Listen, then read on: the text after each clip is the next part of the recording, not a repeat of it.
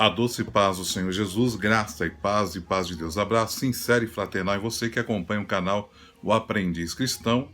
E a proposta para este vídeo está em Lucas capítulo 11, versículo 34 e 35. Lucas capítulo 11, versículo 34 e 35. A candeia do corpo é o olho. Sendo, pois, o teu olho simples, todo o teu corpo será luminoso. Mas, se for mau, também o teu corpo será tenebroso. Vê, pois, que a luz que em ti há não sejam trevas.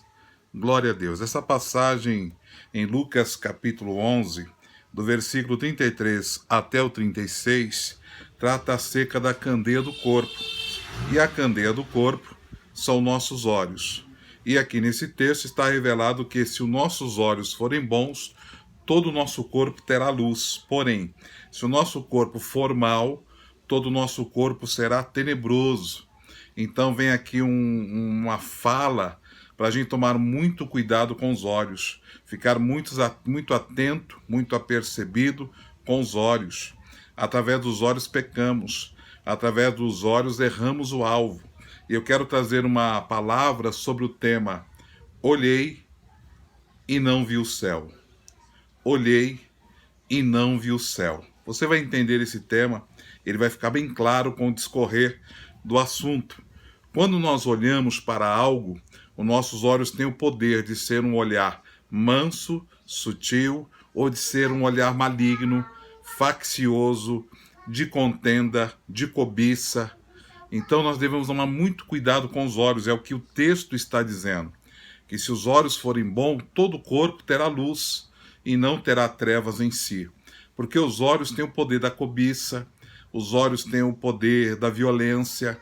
Tem pessoas que através do olhar ele manda uma mensagem de violência para outras pessoas. Há pessoas que, se você perguntar para uma mulher ou para um homem, o que te atrai no homem, o que te atrai numa mulher, alguém vai dizer o olhar, porque o olhar ele manda uma mensagem, e isso é muito complicado.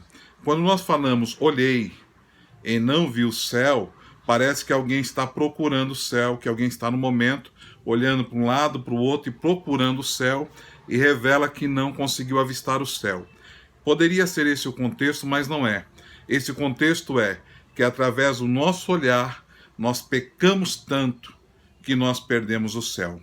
Que nós perdemos o céu de foco, perdemos a meta que é o céu, por causa de um olhar faccioso, cobiçoso, maligno, e devemos tomar cuidado com o olhar. Eu me via perguntando para mim mesmo se alguém pode perder a salvação, essa salvação que é conquistada por fé, como diz a palavra, por causa dos olhos. E a Bíblia me levou para uma passagem que me mostra um guerreiro, que ele perdeu uma grande guerra por causa dos seus olhos. Esse guerreiro, num dia de batalha, de guerra, de embate, ele não foi para a guerra. Ele ficou no seu palácio, esse guerreiro se chama Davi, e ele começou a andar de um lado para o outro, quando ele avistou uma mulher. Essa mulher era Betseba, mulher de Urias, e ela se banhava numa fonte, e ele olhou para ela uma vez, o primeiro olhar é acidental, o segundo já é intencional, olhou e a cobiçou. Quando ele a cobiça, aquilo arquiteta na sua mente aqueles planos malignos, facciosos, tenebrosos, porque você percebe que a Bíblia se cumpre quando fala que um abismo chama ao outro abismo. Então o erro gera outro erro, que gera outro. É igual a mentira. Para você sustentar uma mentira, você inventa mais 10. E ali ele começa a meter os pés pelas mãos, e embora não foi para a guerra literal, ele foi flechado, ele foi sangrado, ele foi atingido. E esse golpe foi tão fatal na vida de Davi que ele começa a meter os pés pelas mãos, faz um erro após outro erro, maquina a morte do esposo da mulher, que era Urias.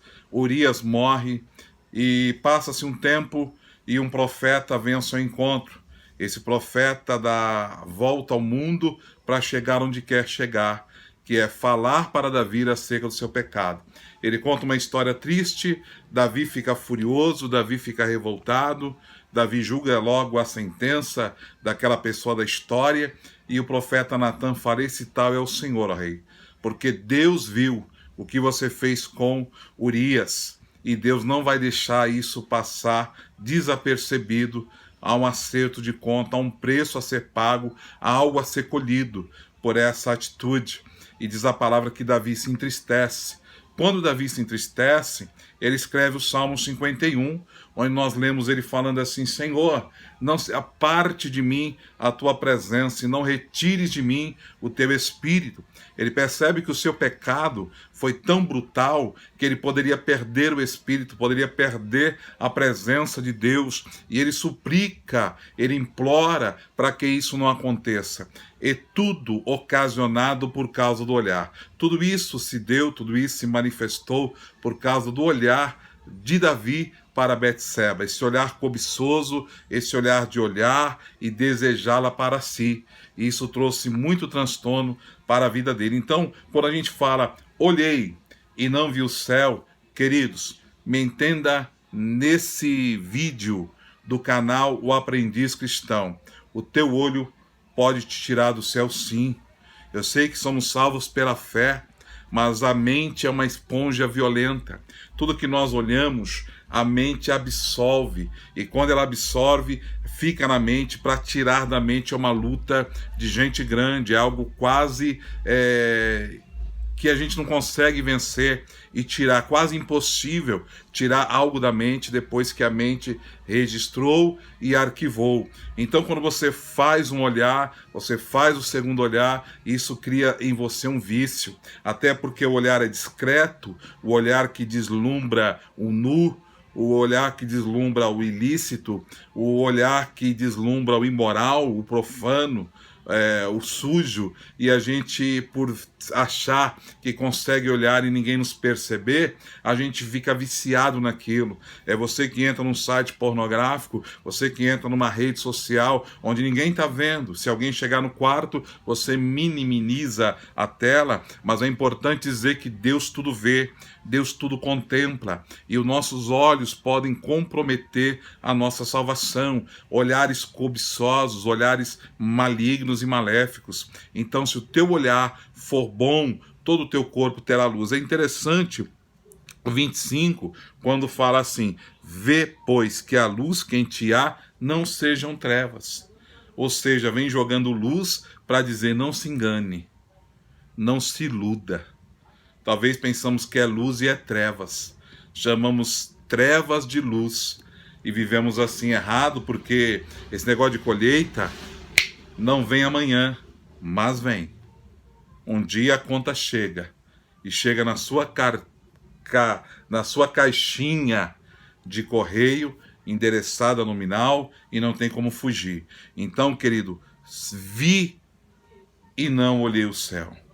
Por causa do olhar que cobiçou o nu, cobiçou o maligno, cobiçou o sutil, e a gente vamos viciando nisso, e isso vai se tornando um hábito. Cuidado com aquilo que se torna hábito na sua vida, fuja disso, não queira mais isso para a tua vida, seja realmente um crente nascido, lavado e redimido no poder do sangue do Cordeiro.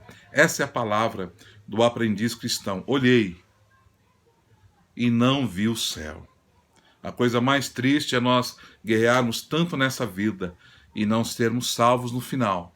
Então, o que está em jogo é a coroa da vida. Não é se o microfone vai vir para minha mão para me pregar, não é se você vai tocar uma guitarra no altar. É o que está em questão, é a coroa da vida. E nós devemos preservar ela. Guarda o que tu tens, para que ninguém roube a tua coroa. Que nós possamos dizer: olhei e vi o céu.